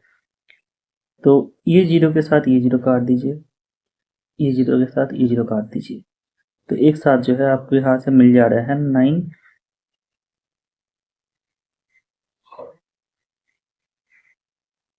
ये 15 नहीं एक्चुअली 19 होगा, सॉरी, तो एक्सट्रीमली सॉरी, ये 19 हो जाएगा और ये आपका जो है 4 है। तो 4:19 का वैल्यू आपको मिला है यहाँ से। देखो 4:19 का मतलब ये होगा उसने क्या है, इतना चीजें उसको देना चाहिए था बट उसने दिया कितना है, इतना दिया है। तो हम क्या बोलेंगे कि 1000 ग्राम, जैसे कि आपको इधर बोल रखा है कि 1 kg सामान उसने खरीदा है, तो 1 kg सामान माने क्या होता है, 1000 ग्राम होता है। तो 1000 ग्राम का वैल्यू आपको इधर जो है 19 यूनिट है, एक्चुअल में आपको 19 यूनिट दुकानदार सामान आपको देना चाहिए था बट आपको दिया है 4 यूनिट, 4000/19 आ जाएगा। तो आप 2 से चलाएंगे, उसके बाद 1 से 0.5 ग्राम। समझ में आया ये चीज़ें कि 19 यूनिट सामान आपको देना चाहिए था जो कि 1000 ग्राम का वैल्यू है और आपको दिया है 4 यूनिट, मतलब कि ये 210.5 ग्राम सामान आपको उसने पकड़ा है। देखिए सवाल नंबर 22 में ये बोला है द एवरेज ऑफ 11 रिजल्ट, यहाँ पे 61 दे दिया है। If the average of first 6 result 64 है एंड लास्ट 6 रिजल्ट कितना है, यहाँ पे वो भी 61 है। 11 संख्या है तो पहला 6 संख्या है, तो पहला 6 संख्या कौन सा है, 1 2 3 4 5 6, ये पहला 6 संख्या है और ये लास्ट का 6 संख्या है। मतलब ये 6वां संख्या जो है ना उसको मैं 2 बार ले रहा हूँ। तो इसको क्या करना है मेरे को, जैसे मान के चलिए ये वाले का टोटल नंबर, ये वाले का टोटल नंबर हमको लेना है। तो डायरेक्ट हम जैसे कि बिना कुछ सोचे ही ये जो है दोनों संख्या ले लेते हैं, जैसे कितना हो जाएगा 64/6 प्लस यहाँ पे हम बोलेंगे 61/6 माइनस हमें क्या करना चाहिए, टोटल एवरेज यहाँ से लेके यहाँ तक 11 तक जो है मैं एक बार 1 से लेकर 6 तक का एवरेज लूँगा, मतलब कि टोटल नंबर कितना है, और 6 से लेके फिर से 5, मतलब यहाँ पे मेरा जो 6 नंबर वाला संख्या है वो 2 बार आ जा रहा है। तो हमें क्या करना है, टोटल एवरेज से अगर मैं माइनस कर दूंगा तो मेरे को 6 वाला संख्या पता चल जाएगा। समझ में आया कि नहीं आया ये? तो देखो यहाँ से कैलकुलेशन करते हुए मैं अगर इसको 61 को 6 को कॉमन लूँ तो यहाँ पे 4 के 5 6 6 12, ओके, यहाँ पे आपको हो जाएगा 610 671, सो 750 माइनस हमारा हो जा रहा है 671। सो मैं बता सकता हूँ यहाँ से मेरा आंसर आ रहा है 79। देखो क्वेश्चन नंबर 23 बहुत लाजवाब सवाल है, तो इसको हम ऐसे करने की डील करने की कोशिश करेंगे कि एक्स वाई जेड अलग अलग करके निकालने की कोशिश नहीं करेंगे, जिसमें बहुत ज़्यादा टाइम हमारा वेस्ट होता है। तो हम क्या करेंगे, सीधी सीधी सवाल है ये, ऑप्शन से उठाएंगे और सवाल को करेंगे। ठीक है, कभी कभार आपको ऑप्शन से भी सवाल उठा के करना पड़ेगा, तो आपका टाइम सेव बहुत ज़्यादा होगा। जैसे इस वाले ऑप्शन को जो है यहाँ पे मत उठाइए, क्यों? क्योंकि यहाँ पे एक्स और जेड का वैल्यू है, वाई का नहीं है। मैं उस ऑप्शन को उठाने के लिए आपको सबसे पहले बोलूँगा जिसमें एक्स वाई जेड तीनों ही वैल्यू है, ये बात उठाइए। जैसे कि 2x minus y plus 2z equal to 16। देखिए, पहला वाला ऑप्शन लेंगे तो आपका क्या आ जाएगा, पहला वाला ऑप्शन लेंगे तो -8, समझ में आया। उसके बाद 2 नंबर वाला ऑप्शन हम लेंगे तो आपका आ जाएगा, वाई का वैल्यू लेंगे तो आ जाएगा -3, और जेड का वैल्यू लेंगे तो आ जाएगा 4। तो ये तो सब माइनस में आ गए, ये वाला तो होंगे नहीं। चलिए ऑप्शन नंबर 2 लेते हैं। तो ऑप्शन नंबर 2 मेरे को इधर क्या बोला है, ऑप्शन नंबर 2 में बोला है कि -4, तो -4 कितना हो जाएगा, -8 हो जाएगा। उसके बाद 2, तो फिर से कितना हो गया, -10 हो गया, ये भी नहीं हो रहा है। 3 नंबर वाला ऑप्शन 4, तो 4 दूना 8 हो जाएगा। वैसे y का वैल्यू जैसे यहाँ पे हो जाएगा 8, y का वैल्यू है -2, माइनस माइनस प्लस हो गया, और यहाँ पे 3, तो ये भी नहीं हो पा रहा। लास्ट यही ऑप्शन बचा रहा, यही होगा, करके देख भी लेते हैं। तो देखिए 4 दूना 8, और ये +2, और यह 6, तो 8 2 10, 10 अच्छे 16, 16 आ गया। तो ऑप्शन से ही करने की कोशिश करिए इस टाइप ऑफ क्वेश्चन को। ठीक है, समझ में आ गया होगा ये वाला। देखिए क्वेश्चन नंबर 24 में आपको ये बोला है, a number when increase 25% became equal to another number. Okay, उसके बाद आपको बोला है which is 20% less than third number. तो मैं यहाँ पे लिखता हूँ फर्स्ट नंबर,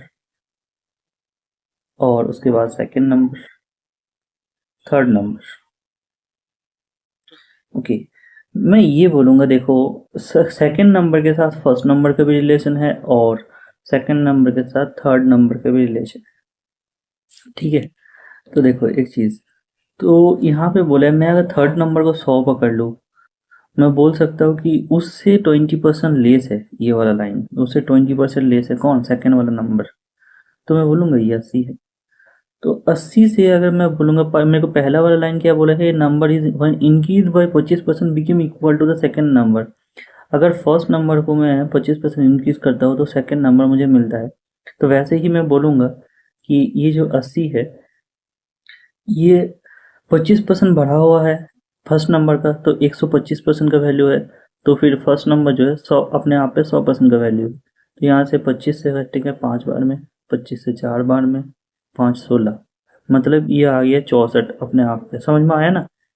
ये 80 जो है अपने आप पे 125 का वैल्यू है फर्स्ट नंबर के कंपेरिजन में। तो फर्स्ट नंबर का वैल्यू 100% होता है। रेशियो तीनों का मिल गया, फर्स्ट सेकेंड एंड थर्ड। ठीक है, मुझे यहाँ से आपको बोला है कि first number ratio third number कितना है, दोनों का अनुपात ही तो पूछा है। What is the ratio of the first and the second number? 64 ratio 100 है। तो इसको मैं 4 से काटूंगा तो कितना आ जाएगा, 16 आ जाएगा। 4 से काटूंगा तो 25 आ जाएगा। तो वही मेरा आंसर है, ऑप्शन नंबर 3। बड़ा अच्छा क्वेश्चन था ये। आपको ये देखना है, चलिए रिविजन पॉइंट में बता देता हूँ। आपको ये देखना है कि कौन से पर्टिकुलर नंबर से जो है दोनों के साथ रिलेशन बन रहा है। जैसे यहाँ पे सेकंड नंबर के साथ बन रहा था। चलिए क्वेश्चन नंबर 25 को देखते हैं। क्वेश्चन नंबर 25 में ये आपको बोला है data set representation the number of the book read 25 student of a month. Okay, तो यहाँ पे आपको कैलकुलेट करने के लिए दिया है कि मॉड क्या है। बहुत सा बेसिक सा सवाल है मॉड का। हमने जो मॉड का वन शॉट करा रखा है, तो उसमें ये सवाल जो है आपका पहला बेसिक सवाल के अंदर मैंने उसको टाइप करा रखा है। तो मैंने आपको ये बोला है वहाँ पे कि एक चीज़ आपको पूरा पूरा यहाँ पे डेटा नहीं देखना है, ऑप्शन के अकॉर्डिंग देखना है। जैसे 5 यहाँ पे कितने बार रिपीटेशन हुआ, 3 बार। वैसे ही 7 कितने बार रिपीटेशन हो रहा है यहाँ पे, 4 बार। 13 कितने बार हो रहा है, 13 भी 3 बार हो रहा है। और 11 कितने बार हो रहा है, 11 2 बार हो रहा है। तो मैं बोल सकता हूँ 7 मैक्सिमम टाइम रिपीटेशन हो रहा है। और हमारे मॉड का डेफिनेशन क्या बोलते हैं, एक पर्टिकुलर सीरीज में जो नंबर सबसे ज़्यादा रिपीटेशन हुआ हम उसी को क्या बोलते हैं, मॉड बोलते हैं। तो उस पर्टिकुलर जो नंबर रिपीटेशन हुआ है इस डेटा सेट में वो कौन सा है, 7 है। तो उसके अकॉर्डिंग हमारा जो आंसर इधर 7 आ जाएगा, जो कि हमारे इधर का मॉड है। ठीक है,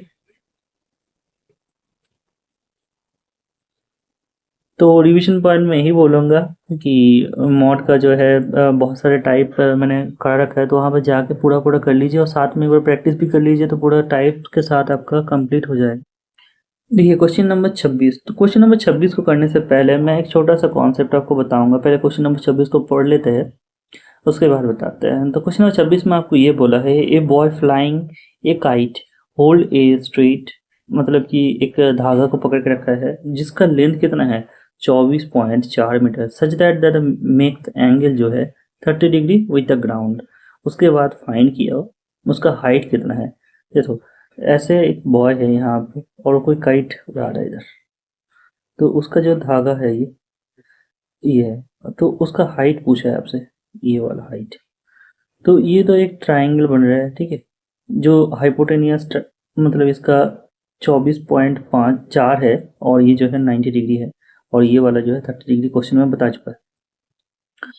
तो देखिए इसी क्वेश्चन देखिए इसी क्वेश्चन को करने का एक आसान सा तरीका है। एक तो नॉर्मल बेसिक तरीका जो होता है वो तो होता है, जो एक और ज़्यादा बेहतरीन एडवांस तरीका होता है वही वाला हम बताएंगे। जैसे जब हाइपोटेनियस, परपेंडिकुलर और आपका बेस इसमें होता है, जैसे 30 डिग्री, ये तो ऑलवेज 90 डिग्री होता है और ये होता है 60 डिग्री, तब आपका एक फिक्स वैल्यू होता है। जैसे 90 का जो अपोजिट ये वाला हाइपोटेनियस है तो उसका वैल्यू ऑलवेज 2 हो जाएगा। जो 60 का अपोजिट है तो वो √3 हो जाएगा और जो 30 का अपोजिट साइड है वो 1 हो जाएगा। वैसे ही एक और केस स्टडीज लेके मैं बताता हूँ। 45, 45 और 90 वाले, 45 के दोनों साइड जो है 1 1 करके हो जाएगा और 90 वाले जो है √2 हो जाएगा। समझ में आया कि नहीं आया? तो चलिए हमें ये वाला केस स्टडीज को लेके चलना है और इसी को हम देखेंगे। तो देखो ये 24.4 है, ये आपका किसका वैल्यू है, 2 का वैल्यू है। जब ऐसे होता है तो मैं बोलूँगा कि 24.4 मीटर में जो है वो मेरा 2 का वैल्यू है। तो मेरे को हाइट में पूछा है, तो हाइट मैंने क्या बोला थी, 30 के सामने वाला जो है 1 होता है, तो मेरे को जो है 1 यूनिट का वैल्यू चाहिए।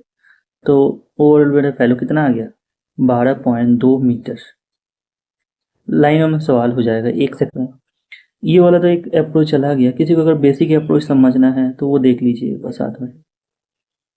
ये P है और इसका हाइपोटेनियस है, ये P है, ये B है और ये H है, equal to sine theta. Sine theta मतलब क्या है, ये 30 डिग्री, साइन 30 डिग्री।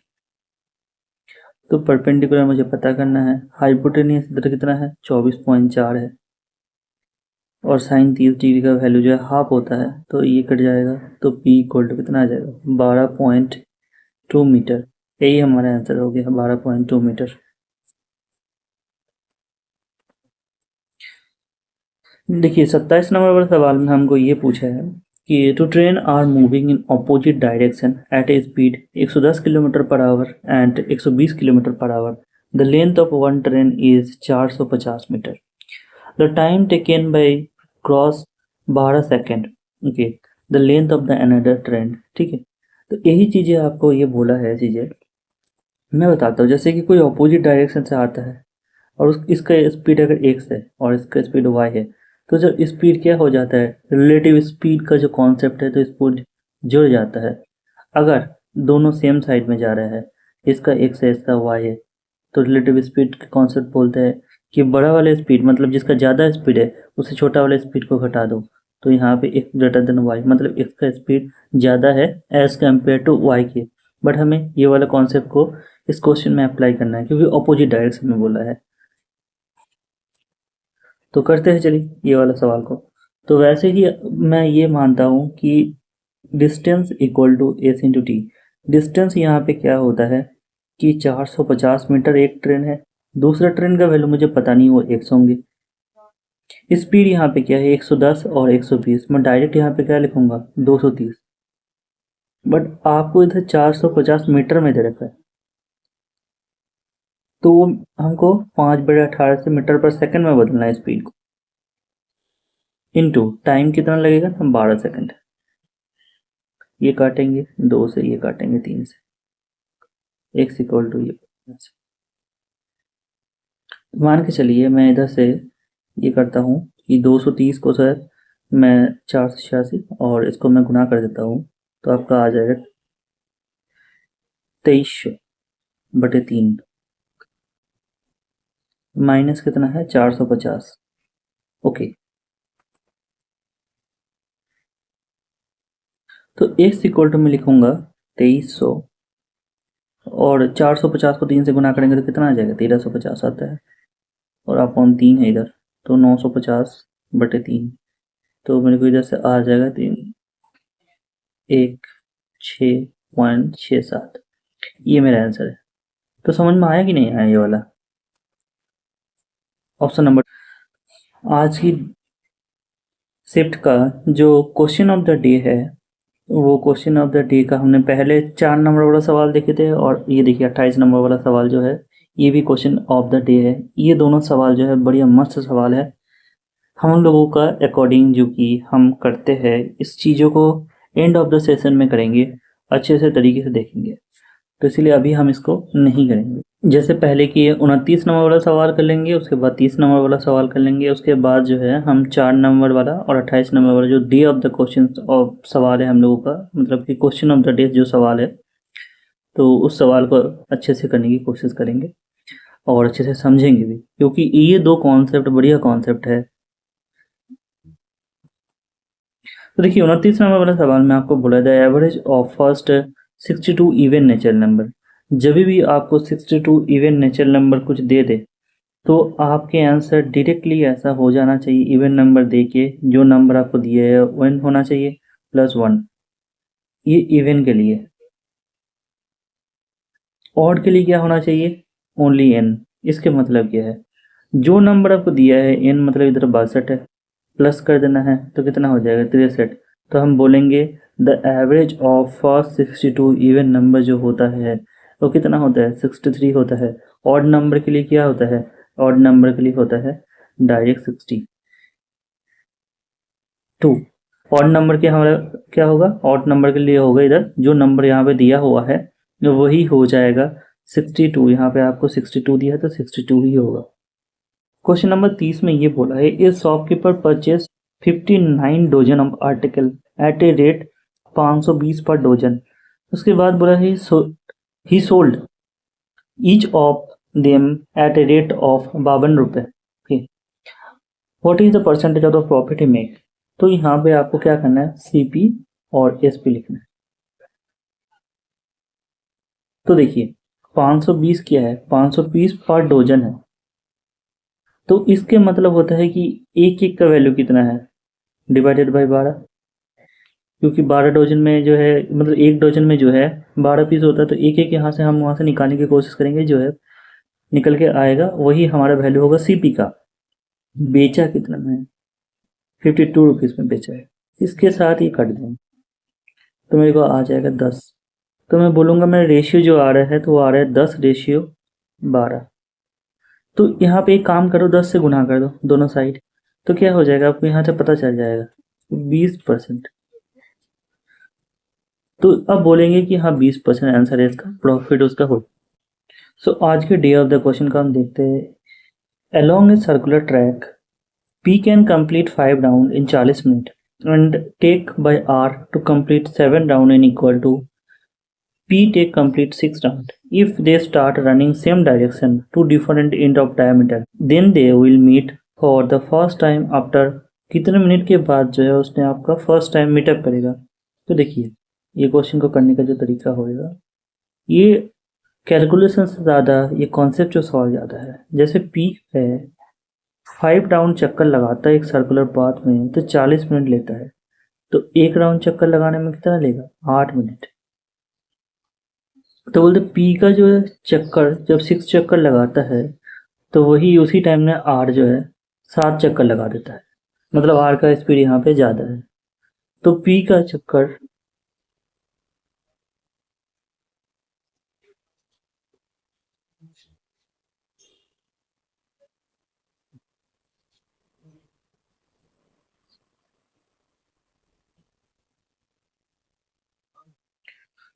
तो पी को 6 चक्कर लगाने में कितना टाइम लगता है?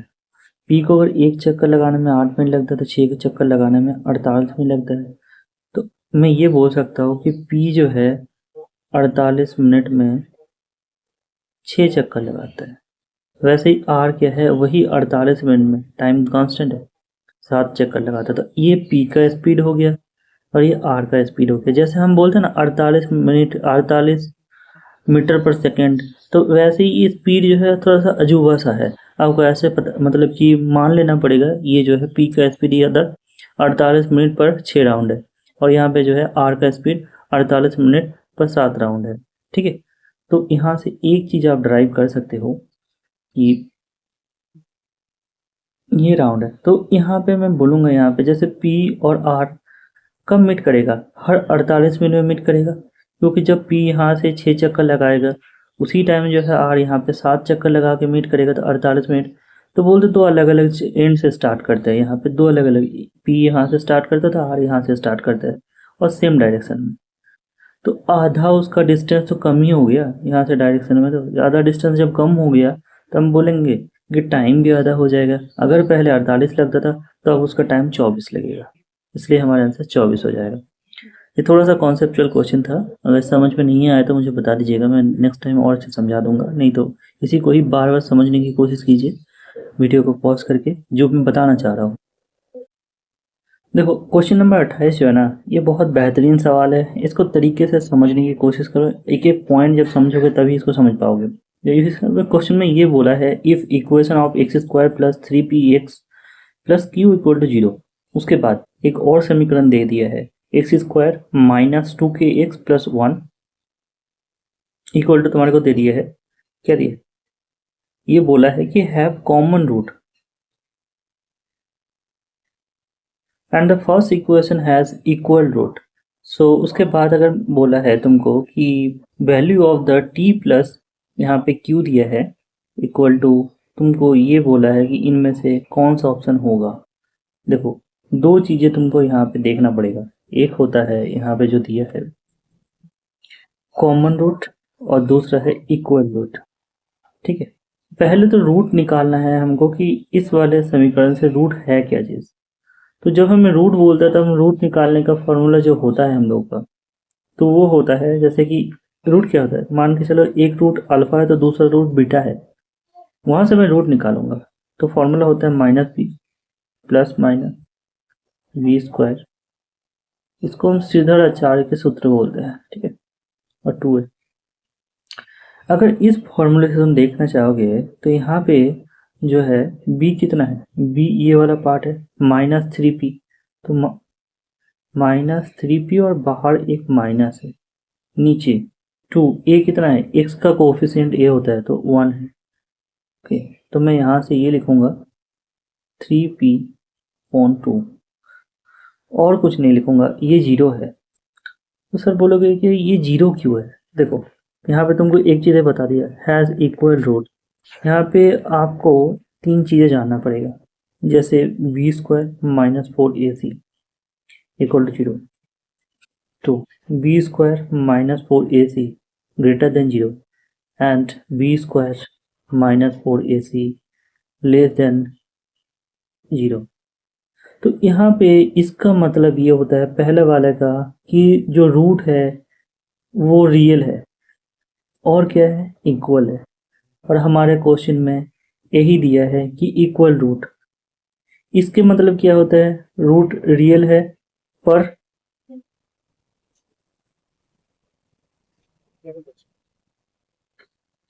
जो दोनों रूट होंगे अल्फा और बीटा वो डिफरेंट होंगे।